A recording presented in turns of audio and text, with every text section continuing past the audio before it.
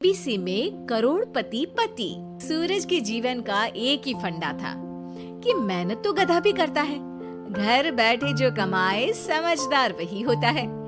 इसीलिए उसने कभी नौकरी ही नहीं ढूंढी। इस बात से हालांकि उसकी पत्नी शिखा बिल्कुल भी अग्री नहीं करती थी, पर फिर भी सूरज को समझाना बेकार था। टीवी में कैसे बनोगे करोड़पति का एड देखकर उसे लगा कि बस अब तो घर बैठे ही वो करोड़पति बन सकता है, और उसके पीछे उसने अपने सारे सोर्सेस एक्टिव कर दिए। 2 हफ्ते में उसके कलीग के साले के पड़ोसी के बेटे का सोर्स निकलता है जो कि उसे शो में पहुंचा सकता है, और सूरज उससे मिलने चला जाता है।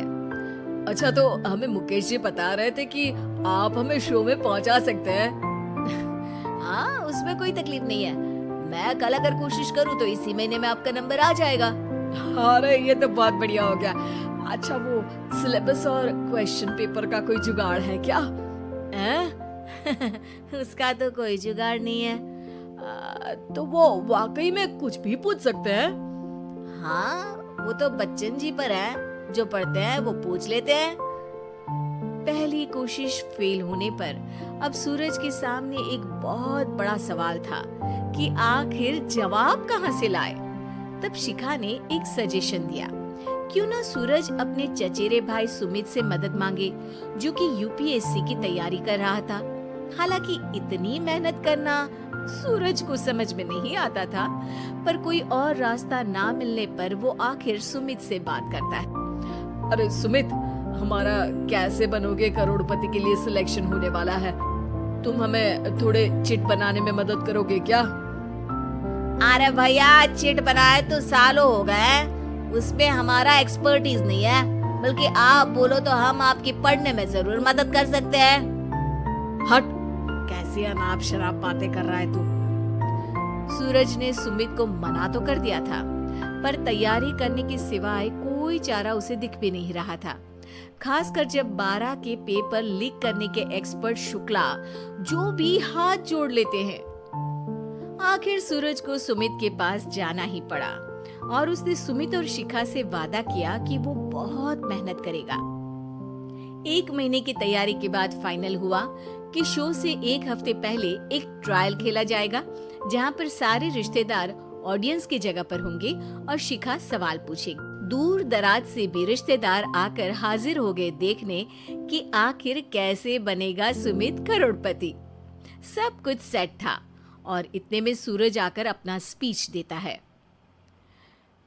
ये 1 महीना मेरे लिए आसान नहीं था, पर अपने भाई सुमित और अपनी पत्नी शिखा की मदद से मैं इतनी दूर पहुंच पाया हूँ। मेरे मम्मी पापा के आशीर्वाद ने भी बहुत साथ दिया है मेरा। मैं उम्मीद करता हूँ कि आज के शो में आप लोगों को बहुत मजा आएगा। साक्षी पहला सवाल पूछती है, और पूरे कमरे में सन्नाटा छा जाता है। इंडिया में कितने स्टेट्स हैं? 3, सॉलिड, लिक्विड और गैस। अरे रुकिए, तो ऑप्शंस तो देने दीजिए। इतने में 5वीं कक्षा का चिंटू बोल उठता है, अरे क्या मामा, आप तो पहले सवाल पर ही आउट हो गए। अरे बेटा, पहला सवाल तो ट्रायल होता है ना। अरे तुम अब देखना। देखने जैसी बात तो थी ही। सूरज को इतना शांत किसी ने नहीं देखा था। कभी कभी तो लगता था मानो सूरज आंख खोलकर ही सो गया हो। मामा जल्दी करो प्लीज, कल सुबह पनवेल भी तो निकलना है। अरे हट, कंसंट्रेट करने दे मुझे।